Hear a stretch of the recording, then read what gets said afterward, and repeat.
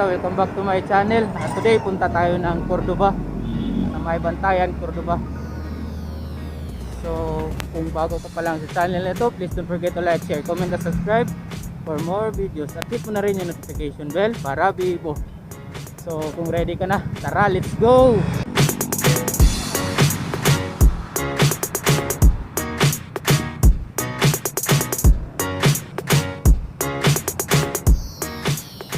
Sabi nga nila mga karasta, pag may ahon, may palusong.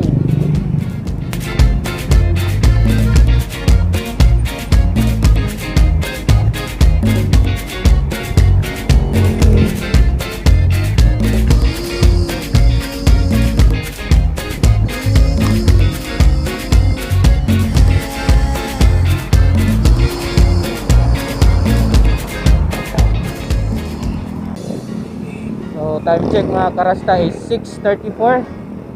Dito na tayo sa may Mactan, papuntang Cordoba. So pagkagaling ng Mactan Bridge, first bridge, dito kami ng kanan, puntang Cordoba. Tama ko pala si Brits, andyan sa anahan. Kami lang dalawa kasi busy yung iba. So sorry pala mga karasta, ngayon ako naka-vlog ulit kasi na-busy din. It's been 2 weeks siguro na hindi ako naka-vlog.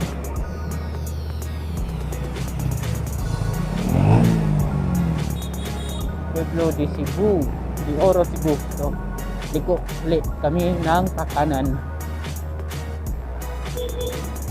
Bali, puntahan daw namin yung sandbar dito sa sa Cordoba.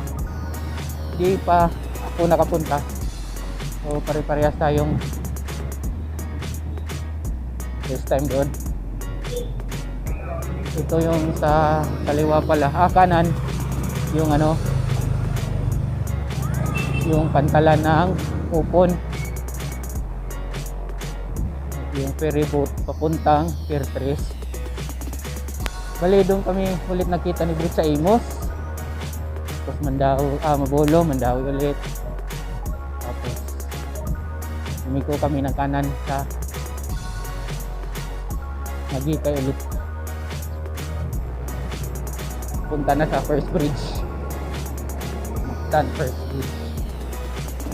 So mga around 6:45 ng umaga, naka-decide kami ni Brits na mag-almusal muna para may lakas sa whole day na padyakan. So dun kami sa may karinderya kumain.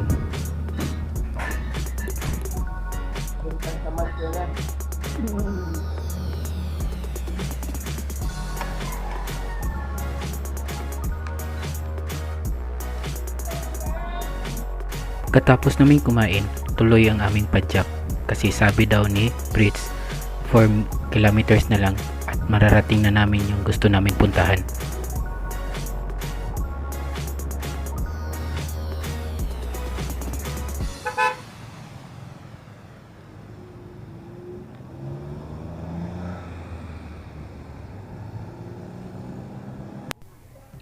Pagdating namin ng sandbar, nakita namin na ang daming tao, very crowded.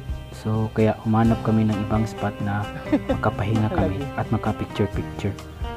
So pumunta kami sa may kanan banda at doon kami nag-relax. Ayos din doon magtambay. So ito yung na-discover namin na spot. Part pa rin siya ng bay sa may kanan ng sandbar. Ayos din siya, maganda din yung view.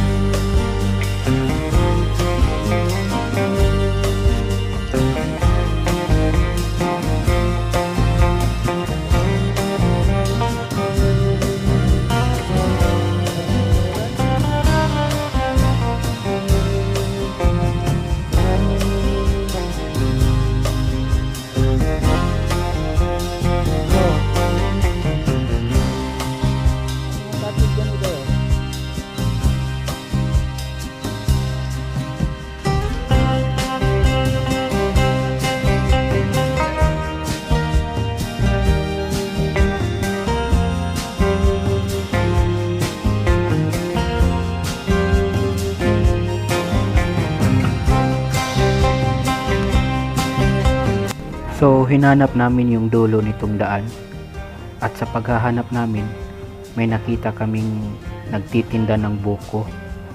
So nagbuko muna kami doon at nagtanong-tanong din kay kuya. At sabi ni kuya, itong daan to, paikot lang daw to. So inikot muna namin yun bago kami umuwi.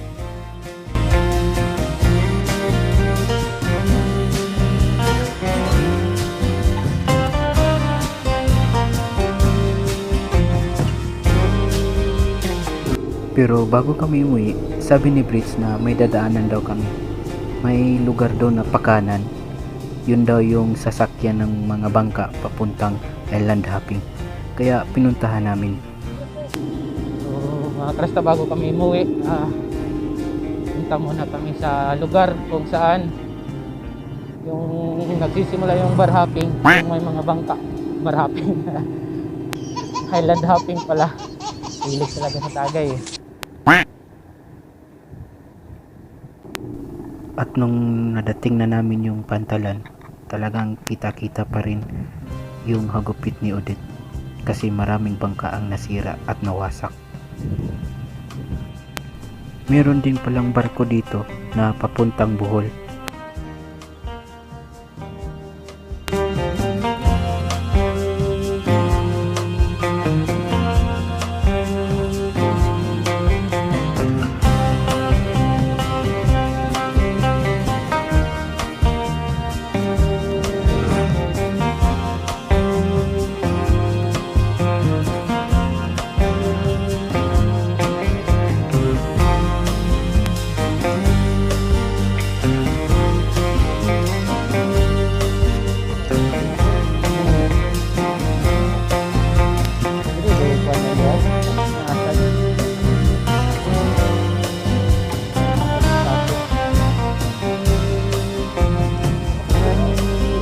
Dili agi uno.